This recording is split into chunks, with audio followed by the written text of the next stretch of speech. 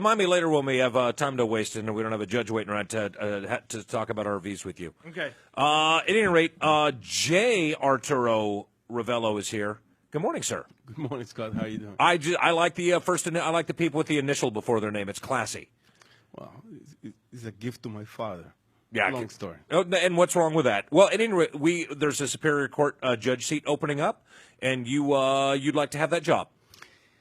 Yes, except that it is not opening until we open it.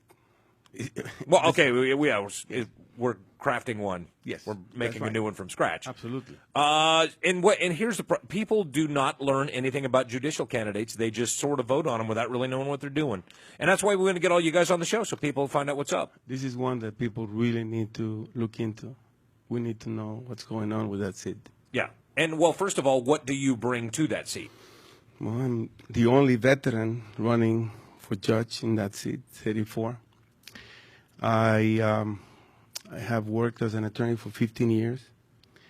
I work as community organizer. I work in mental health. Always trying to serve my community. My father was a judge, and I learned from him the value of ethics and what is to be an honorable man doing the service for the community. So I want to do that. Oh, that's good. First of all, that your dad was a judge is amazing. I mean, what a great story. Yeah, he was chased out of El Salvador because he was doing his job and he wouldn't back up.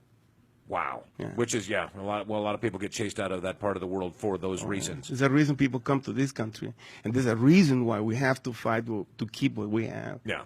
And you've been an attorney for 15 years? 15 years. 8 of years as on my own. And what brand of law do you take part in? Well, I mostly criminal. Yeah. I have done 144 trials so far. You did 144 trials in 15 years? You stay busy, man.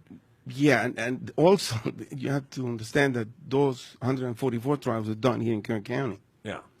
I did civil when I was in Northern California. I have done some family law, some probate, which I really don't like. Yeah, that's the least fun law. Oh, God, no. Tax law, try that. That's another one. I'd probably kill myself before I try that. I admire those people. Yeah. It's a hard job. It really is. There's nothing sexy about probate law or tax law, that type of stuff. That's a grind. Yes, it is. So what happened? Okay, how does your experience, everything you've done, qualify you to be a Superior Court judge? Well, originally I was going to run for the open seat in Lamont, and a friend of mine, Ken Green, is running in that. I thought, and I still believe, that it is undemocratic not to have anybody running for a race and just having someone waltz in and become a judge. Oh, absolutely, yeah. But in the case of Ken Green, on the other hand, I actually like the fellow, and I think he'll make a great judge in this county. But then I had someone approach me and out of the blue asking me about the race in Mojave and asking me if I was going to go in there. And I said, no, man, are you crazy? He's a city judge there. I mean, that thing doesn't happen. And the more I thought about it, the more I decided that was the fight that really needed to be fought. Yeah. Yeah. And so I'm going there because no one else wanted to do it. So I'll give the gentleman a fight. Good for you. And the other, and I noticed this as well. These judge seats. A lot of the people running are prosecutors, yes, and not on the defense side. Yes, that's true. And is that a good idea? I mean, because everybody wants to be seen as being tough on crime and all that. But do you have the same understanding of the law and how it affects people as a defense attorney would? It's a different way of looking at things, and we have some fine judges in this county that have been prosecutors and became judges. No question about it. My father was a defense attorney, and when he got really good at it, he became a prosecutor. And he was at the top of his craft when he became a judge. And I think that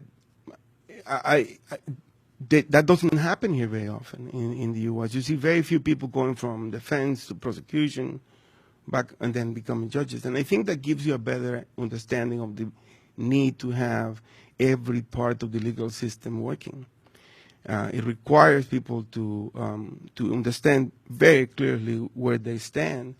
And yes, you can be a good prosecutor and you can be a good defense attorney, but to be a judge, you have to be able to listen, and you need to be able to understand that the courts have to be inclusive and they have to be treating everybody the same way.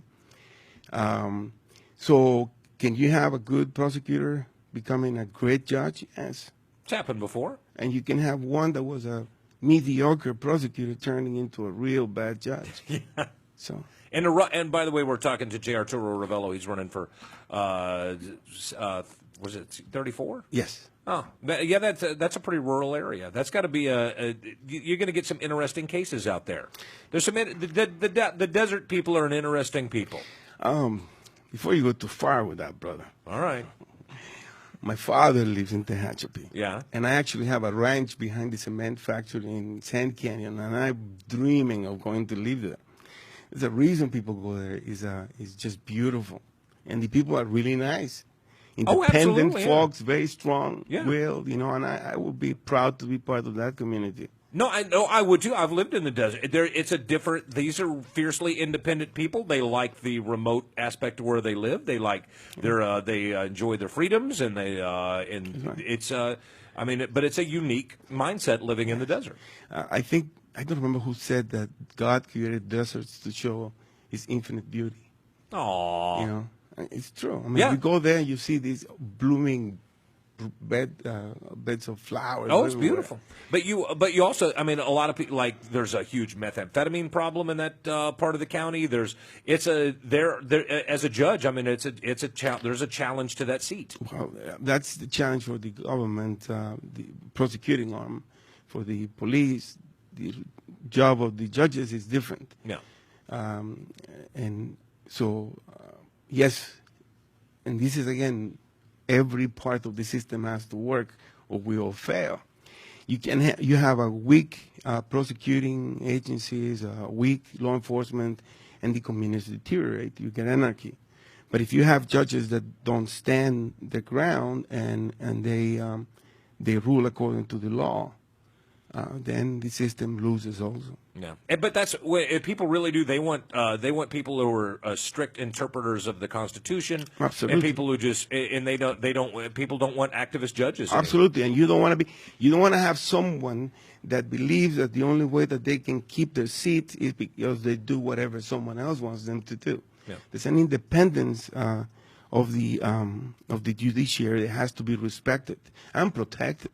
That means protections against the outside, and it also means protection against his own. Judges have to be very careful what they do because we represent the interests of the community in protecting the Constitution. Yeah. I was in an event Saturday, and there was a man by the name of Wesley Barrientos there, fellow from Wesley Guatemala. A long time, Yeah, from Guatemala, my neck of the woods. And he lost both legs fighting in Iraq. We are really a bunch of hypocrites.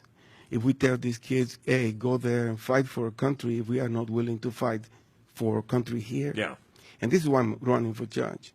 No, and as a veteran, I thank you for your service, man. We appreciate it. I have a boy that is in the Navy right now, too. Oh, well, good for him, and good for you. Arturo, good luck in the upcoming, man. I really am rooting. I wish you all the luck in the world. Thank you, brother. J. Arturo Revelo, he's running that seat 34 out there in the eastern end of the county. He's got a nice hat. Something to be said for that. There you go. See that? That's a good-looking cowboy hat right there. Thank you, brother. Stetson, good, made in the U.S. If you're going to do it right. You know what I'm saying? Nothing wrong with that. We got to get a break. Arturo, it was good to meet you, and best of luck in the upcoming. Pleasure, mine. We got to get a break on. When we get back, we'll introduce you to these folks from the Barnes & Noble, this fundraiser and scholarship deal they're doing, and Cody Meek and all that stuff. We'll do that right after this. It's First Look. It's News Talk 1180, the new 96.1 KERN. We're streaming live on the internet at Bakersfield.com.